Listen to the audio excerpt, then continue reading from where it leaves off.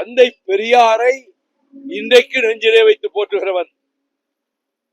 அறிஞர் அண்ணாவினுடைய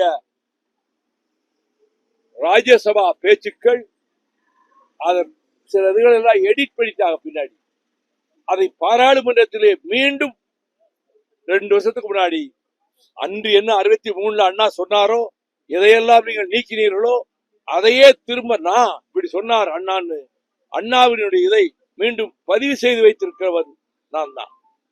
கலைஞர் அறிவித்த அத்தனை போராட்டத்திலையும் களத்திலே நின்றவன், அனைவரையும் திரட்டி கொண்டு போராட்டத்துக்கு ஈடுபட்டவன் நான் தான். கொலை பழி சுமத்தி நான் தூக்கி எறியப்பட்டேன். பொய்ப்பழி சுமத்தி இதை கேள்வி கேட்டீங்கள.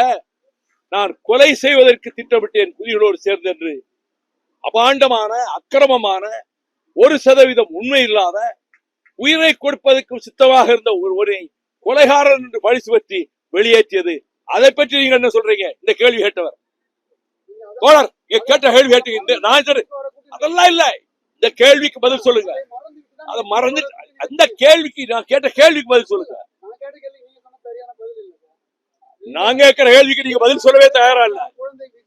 நீங்க நான் கேட்ட கேள்விக்கு பதில் சொல்லவே தயாரா இல்ல. நீங்க தான் கேள்வி கேட்க, நானும் கேட்பேன். அது உங்களுக்கு என்ன ரைட்டா? நீங்க தான் கேள்வி கேட்கணும், நான் கேள்வி கேட்க கூடாதா? உங்களுக்கு என்ன ரைட் இருக்கோ அந்த ரைட் எனக்கும் இருக்கு. நான் கேட்கிறேன்.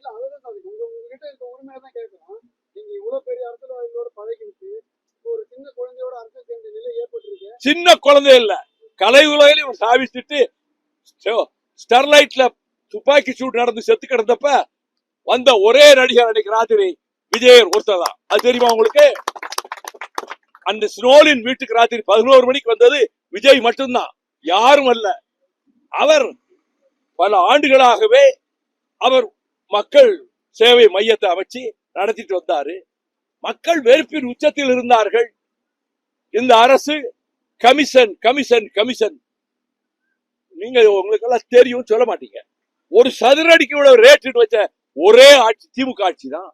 கமிஷன், அது கட்டிங், கரப்ஷன், இதை ஒழிச்சிட்டாருல. இந்த கூட்டணியில இருந்தாங்கிறத நான் மறைக்காத செய்யறேன். கூட்டணி தான் இருந்தேன். கூட்டணியில இருந்துகிட்டு பேசுறது அயோக்கியத்தனம் இல்ல. கூட்டணிக்குள்ள இருந்துகிட்டே கூட்டணி அட்டாக் பண்றது என்ன அரசியல் தர்மம்? மனச்சாட்சி என்ன விரோதம்? கூட்டணி தர்மத்துக்காக பேசாம இருந்தேன், அதுல என்ன தப்பு? அதான் சரியான அணுகுமுறை. கூட்டணியை இருந்துகிட்டே விமர்சனம் கூடாது. உங்க கருத்தை நான் ஏன் ஏத்துக்கணும்? இந்த திருக்குறள் என்கிட்ட சொல்லாதீங்க. நான் 1330 திருக்குறளை உங்ககிட்ட சொல்றேன். ஏங்க, ஒரு கட்சி கூட்டணியில இருந்துகிட்டு அவங்கள பற்றி கண்டம் பண்றது அது நாகரிகமா? அது நாகரிகமா? தோழர், நீங்க எத்தனை கேள்வி வேணா கேளுங்க, இன்னும் 1 மணி நேரம் கேளுங்க, நான் பதில் சொல்லுவேன். என் கேள்விக்கு நீங்க பதில் சொல்லணும். நீங்க திட்டமிட்டு வந்திருக்கீங்க எனக்கு தெரியும். நீங்க எந்த பத்திரிகை எனக்கு தெரியாது. நீங்க எந்த பத்திரிகை சார்? நீங்க எந்த பத்திரிகை சார்? நீங்க எந்த பத்திரிகை? அதுக்கு பதில் சொல்லுங்க.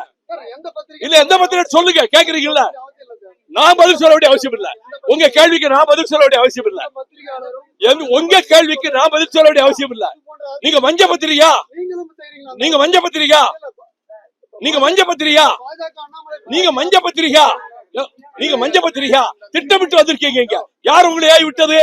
யார் ஏவி விட்டது? உங்க பத்திரிகை முதலாளி ஏவி விட்டுருக்காரு. உங்க பத்திரிகை முதலாளி ஏவி விட்டுருக்காரு. நீங்க தினகரனா? நீங்க தினகரனா? தினகரனா? அது மஞ்ச பத்திரிகை ஆயிடுச்சு. முந்தாரால கேவலப்படுத்தி என்னை பத்தி அரபகத்துக்கு சொத்து வாங்கிட்டாரு. உங்க மேல கோர்ட்ல கேஸ் போட போறேன். யாரு இப்ப இருக்கிறத வச்சுதான் கேட்க முடியும்.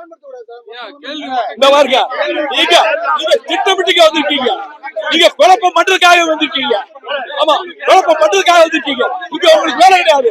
என்ன இருக்கீங்க? வேலை கிடையாது. வெளியே போகலாம், வெளியே போகலாம்.